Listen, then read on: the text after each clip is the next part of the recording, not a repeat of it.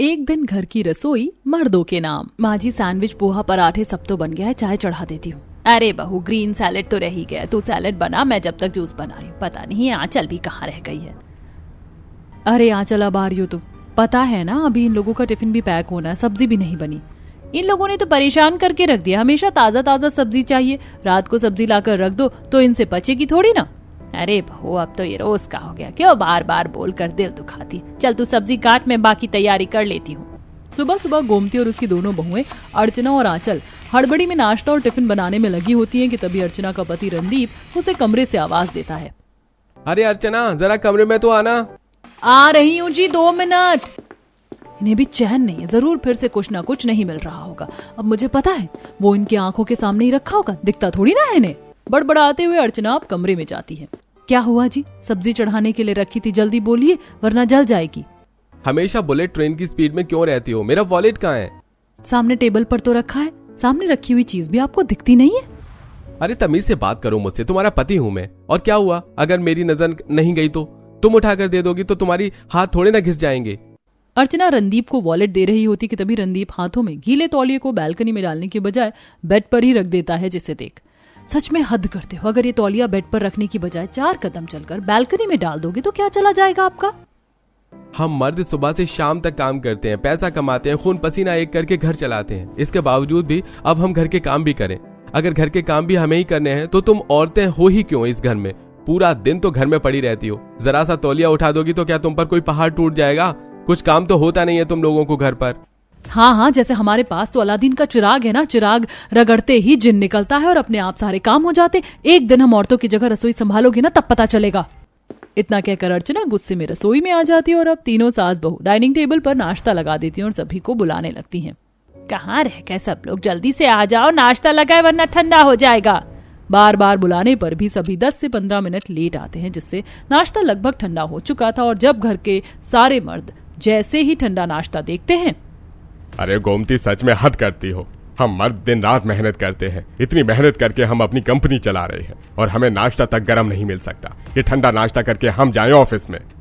हमने गरम ही परोसा था, लेकिन आप लोगों को ही आने में देरी हो गई। हम कब से आपको बुला रहे हैं। पता है, हमें देरी हो रही थी तो नाश्ता ढक कर नहीं रख सकती थी। तुम औरतों की तरह सुबह हमें 4 रोटी नहीं बेलनी होती है, बहुत सारे काम होते हैं। अब जाओ और नाश्ता गर्म करके लाओ। अर्चना गोमती सारा नाश्ता उठाती हैं और जाकर गर्म करने लगती हैं। तो वहीं दूसरी तरफ, भाभी, मैं अपनी बाइक की चाबी रूम में भूल गया हूँ, लेकर तो आना। ये तो तुम खुद भी ला सकते हो ना, अब क्या तुम्हारी बाइक की चाबी भी मुझे लानी होगी? भाभी का फर्ज होता है देवर का ख्याल रखना, और तुम उसकी बाइक की चाबी नहीं ला सकती। आजकल की लड़कियों से तो किसी चीज की उम्मीद ही नहीं रखनी चाहिए।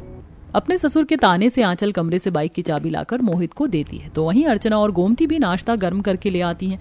सभी नाश्ता कर ही रहे होते हैं कि तभी मोहित, भाभी, शाम मेरे कुछ दोस्त आ रहे हैं पार्टी के लिए, तो आप स्नैक्स में chilli potato, chilli paneer, Manchurian और सिंगापुर चाउमीन बना देना। और खाने में मलाई चाप, मलाई कोफ्ता, तंदूरी नान और हाँ, चिकन बिरयानी बनाना मत भूलना। देवर जी, इस महीने में ये 4थी बार आपके दोस्त घर पर पार्टी के लिए आ रहे हैं। ऊपर से आप इतना सारा खाना बनाने का ऑर्डर दे देते हैं। 2-3 महीने में एक बार अच्छा लगता है, ना कि महीने में बार बार। मेरे बेटे के दोस्त आ रहे हैं, वो भी मेरे घर में। जब मुझे कोई दिक्कत नहीं है तो तुम औरतों को क्या दिक्कत हो रही है? पैसा हम कमा रहे हैं और दे रहे हैं, राशन हम दे रहे हैं, लेकिन फिर भी तुम औरतों के नखरे खत्म नहीं होते। घर के मर्दों की सोच और बातों से अब तक तो आप समझ चुके होंगे कि इस परिवार की औरतों की स्थिति क्या है।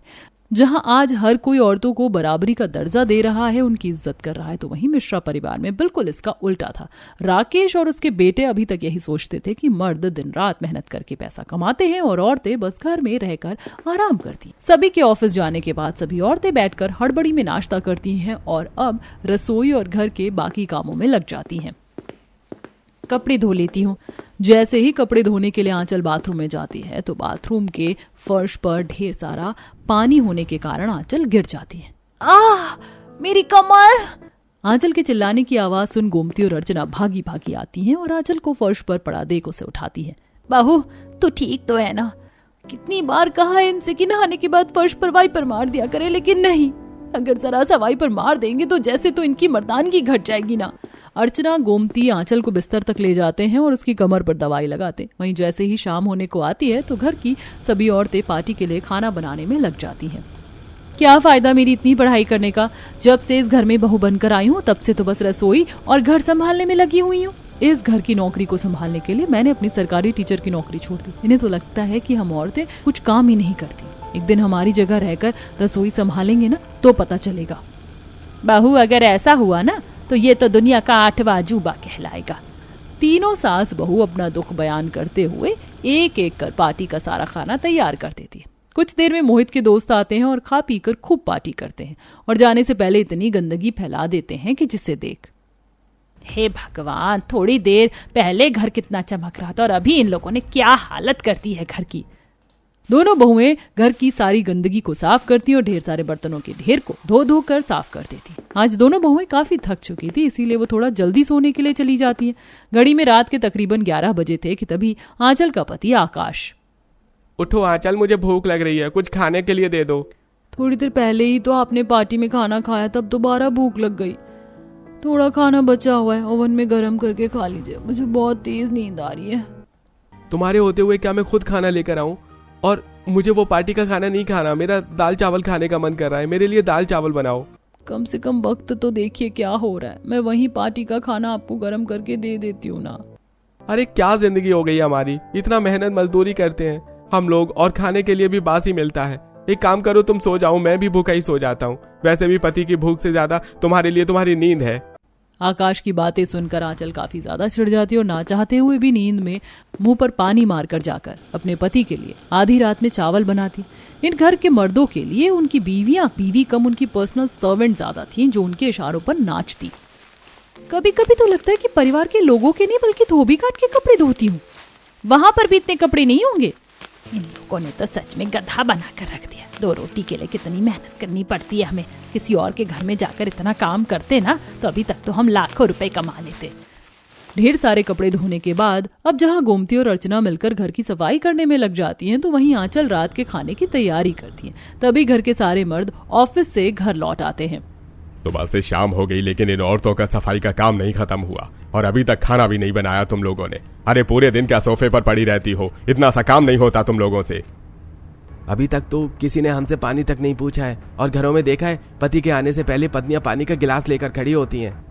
राकेश की बातें सुन सभी औरतें सारे काम छोड़कर उनके लिए गर्मा गर्म चाय और पानी लेकर आती हैं। तो वहीं घर के मर्द आते ही अपने जूते जुराब इधर उधर फेंक देते हैं। उनका बैग टाई साउथ में होता है तो कोट नॉर्थ में पड़ा होता है, जिसे देख कपड़े रखने की तो औकात है नहीं लोगों की, और हुक्म तो ऐसे चलाते हैं जैसे कहीं के महाराजा हो। मन तो कर रहा है कि सबको किसी बोरे में भरकर खाली कुएं में फेंक कर आ जाऊं। ऐसे ही कुछ समय गुजर जाता है। सुबह का वक्त था, सास बहुएं नाश्ता बनाने में लगी होती हैं कि तभी रणदीप अर्चना को कमरे में बुलाता है। ऑफिस का टाइम हो रहा है और तुमने अभी तक मेरे कपड़े प्रेस करके नहीं रखे। आप पूरे अंधे हो चुके हैं क्या? सामने कपड़े प्रेस करके रखे हुए हैं, इतना भी नहीं दिख रहा है क्या? ये व्हाइट शर्ट है, मुझे ब्लैक शर्ट पहननी है और तुमने व्हाइट शर्ट क्यों प्रेस कर दी? अरे मेरे लिए जल्दी से ब्लैक शर्ट प्रेस करो। मन कर रहा है इनका मुंह ही प्रेस कर दूं। काश पत्नी धर्म की वजह से मजबूर ना होती।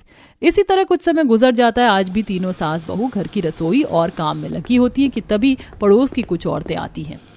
क्या बात है गोमती, तुम्हारी बहुएं तो ईद का चांद हो रखी है। पता है कल हम मोहल्ले की सारी औरतें मिलकर घूमने के लिए गई थी, सिर्फ तुम और तुम्हारी बहुएं ही लापता थी। हमारे लिए तो घूमना घर में ही हो जाता है, रसोई से हॉल तक, हॉल से छत तक और फिर रसोई। हमारी जिंदगी तो बहन इसी में समेट कर रह गई है। ऐसे ही कुछ समय गुजरता है और अब मिथिलेश को मोहित के लिए अपने बिजनेस पार्टनर की बेटी कनिका पसंद आती है। लड़की कैसी है, एक बार हमें भी तो उससे मिलवा दीजिए। तुम औरतें घर और रसोई संभालो ना, वही सही है। लड़की कैसी है कैसी नहीं मुझे अच्छे से पता है। पता नहीं इन्होंने मोहित के लिए कैसी लड़की पसंद करी। जैसी भी हो, लेकिन कम से कम वो बेचारी हमारी तरह इसमें ना पिसे। पता नहीं कितने अरमान लेकर तो वो यहाँ आएगी। वो कहते हैं ना कि दिन में एक बार सरस्वती माँ हमारी जीभ पर जरूर पधारती हैं और जो हम बोलते हैं वो सच हो जाता है। शायद कुछ ऐसा इस मिश्रा परिवार में भी होने वाला था, जो आज से पहले नहीं हुआ था। समय गुजरता है और कनिका और मोहित की शादी हो जाती है। शादी का अगला दिन सारे कमरे में कपड़े फैले हुए हैं। तुमने कमरे का क्या हाल बना रखा है? तुमने मेरे कपड़े प्रेस करके कहाँ रखे हैं? कहीं पर भी नहीं मिल रहे। कपड़े प्रेस करके? लेकिन तुमने तो मुझे इस बारे में कुछ भी नहीं कहा था, और वैसे भी कपड़े तो तुम खुद भी प्रेस कर सकते हो ना। माँ और भाभी हमेशा भैया और पापा के कपड़े प्रेस करके रखते हैं, तो तुम्हें भी मेरे कपड़े प्रेस करके रखने होंगे, समझी? मोहित की बात सुन कनिका को काफी हैरानी होती है और जब वो रसोई में आती है, ये क्या इतना सारा नाश्ता बन रहा है, भंडारे का खाना? हमारे घर में तो 1 से 2 चीज ही बनती थी। यहाँ सबके खाने की फरमाइश अलग अलग होती है, उनके हिसाब से नाश्ता बनता है, धीरे धीरे समझ जाओगी।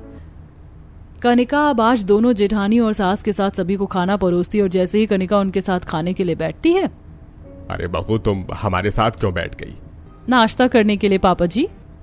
लगता है तुम्हें अभी तक तुम्हारी सास ने नहीं बताया, इस घर में नाश्ता खाना घर के मर्द पहले करते हैं और फिर औरतें।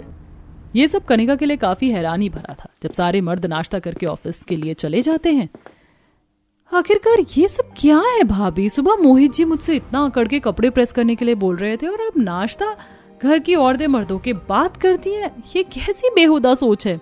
शुरुआत में हमें भी ऐसा ही लगा था, लेकिन धीरे धीरे तुम्हें भी इसकी आदत पड़ जाएगी।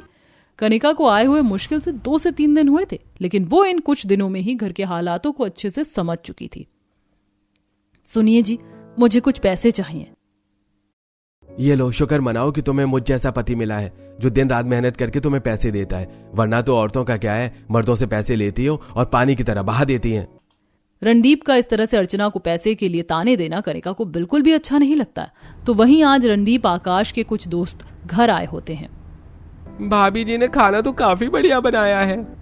क्या बढ़िया खाना बनाया है, इन औरतों को खाना बनाने के अलावा और काम ही क्या होता है? चोखा लगाया, सब्जी बन गई, काम तो हम मर्द करते हैं। जिस तरह से ये बता रहे हैं, अगर इस तरह से इन्हें खाना दे दिया ना तो 2 दिन तक बाथरूम में ही बैठे रहेंगे। ऐसे ही कुछ समय गुजर जाता है। हमने कहा ना, हमें नहीं खानी है रोटी सब्जी, हमें तो दम बिरयानी खानी है, जल्दी से बना कर लाओ।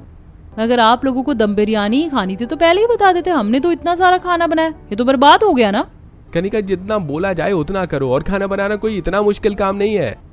आप लोग गुस्सा मत करिए, हम अभी बना कर लाते हैं। घर के मर्दों की ऐसी हरकतों को देख कनिका काफी फ्रस्ट्रेटेड हो चुकी थी। ऐसे ही कुछ समय गुजर जाता है। अरे अर्चना, मेरे जुराब कहाँ हैं? जल्दी से लेकर आओ। अरे भाग्यवान, अभी तक मेरी कॉफी क्यों नहीं आई?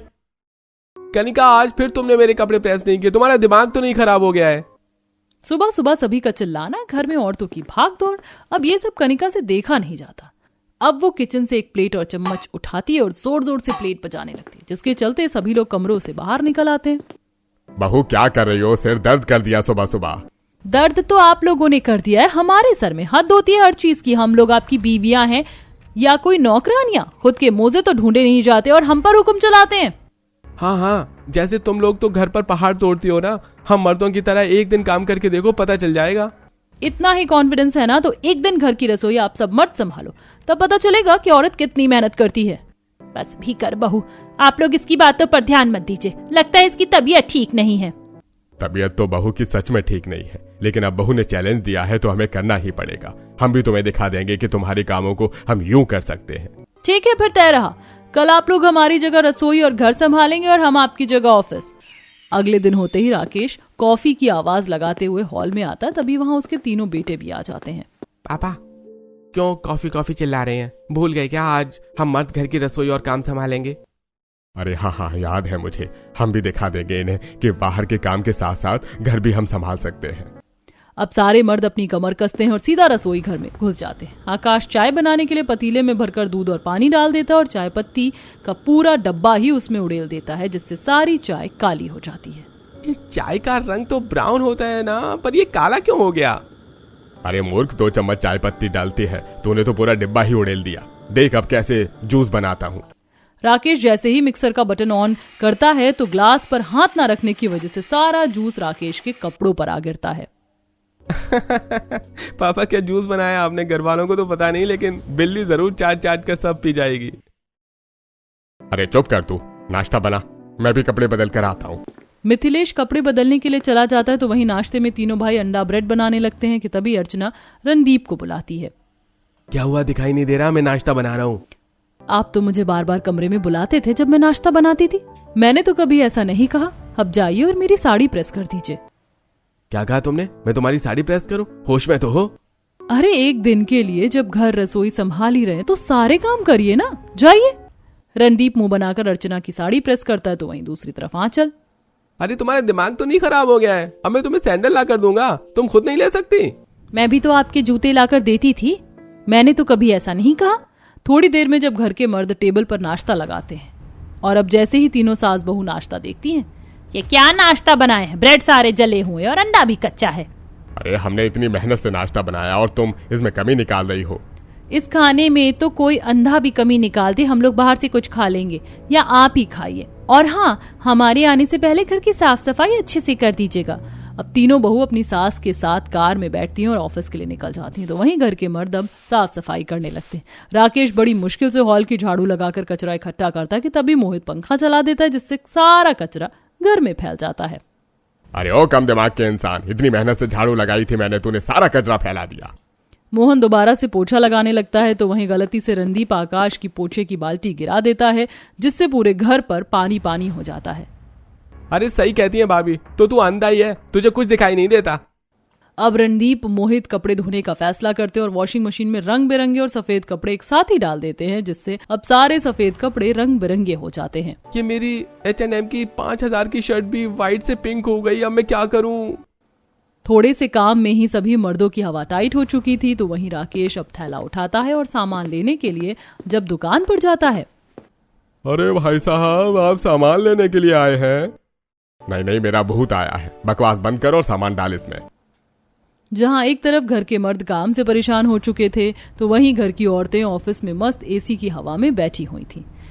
ना जाने उन लोगों का क्या हाल हो रहा होगा, बेचारे काफी परेशान होंगे ना। परेशान नहीं होंगे माँ जी, मुझे तो यकीन है कि वो लोग भी अभी इस वक्त आराम कर रहे होंगे।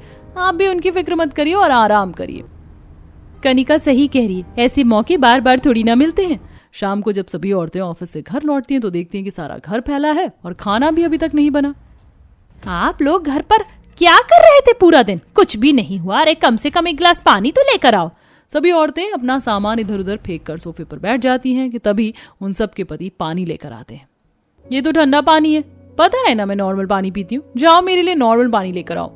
अब मोहित कनिका के लिए नॉर्मल पानी लेकर आता है तो वहीं नहा धोकर सभी औरतें खाने के लिए बैठती हैं। और जब वो अपने पतियों के हाथ का बेस्वाद खाना खाती हैं, इसे खाने से अच्छा कि इंसान जहर ही खा ले। क्या 2 कौड़ी का खाना बनाया है? अपने बनाए हुए मेहनत के खाने की इतनी बेइज्जती होता देख सभी मर्दों को काफी बुरा लगता है। तो वहीं सभी मर्द अपनी पत्नियों का फैला हुआ सामान उठाते हैं। ये गीला तौलिया भी बेड पर फेंकने की चीज है क्या? बाथरूम में भी अभी तक वाइपर नहीं मारा। सभी मर्द अब काफी ज्यादा थक चुके थे। तो वहीं आधी रात में अब सभी औरतों का हल्दी वाला दूध पीने का मन होता है और जब वो बाहर हॉल में आती हैं तो देखती हैं कि सभी मर्द सोफे पर ही सो चुके हैं। ये देख वो उन्हें चादर उड़ा देती हैं और अपने कमरे में चली जाती हैं। अगली सुबह जब सभी की आंखें खोलती हैं तो उनकी पत्नियां उनके सामने होती हैं। तो कैसा रहा एक दिन हमारी जगह रसोई और घर संभालना? ज्यादा मेहनत वाला तो काम नहीं है ना? बहु मेहनत ही नहीं, बहुत मेहनत वाला काम है। मुझे तो अपनी नानी याद आ गई, अभी भी कमर दुख रही है मेरी तो। हमें तो सच में नहीं पता था कि तुम औरतें घर रसोई में इतना काम करती हो। ये तो ऑफिस में काम करने से भी ज्यादा मुश्किल है। हम ये नहीं कह रहे कि आप लोग मेहनत नहीं करते, आप लोग भी बहुत मेहनत करते हैं, लेकिन 4 पैसे कमा कर आप हमारे काम की बेइज्जती नहीं कर सकते। एक घर को चलाने में औरत और मर्द दोनों का ही सहयोग चाहिए होता है। सही कह रही हो आंचल, हम सभी को अपनी गलती का एहसास हो चुका है। आज से हम लोग तुम्हारे काम की भी इज्जत करेंगे और साथ ही तुम्हारी मदद भी करेंगे। सभी मर्दों की अकल ठिकाने आ जाती है और अब वो अगले दिन से अपने छोटे मोटे काम खुद ही कर लिया करते थे। तो वहीं वक्त मिलने पर घर के कामों में भी औरतों का हाथ बंटवाते।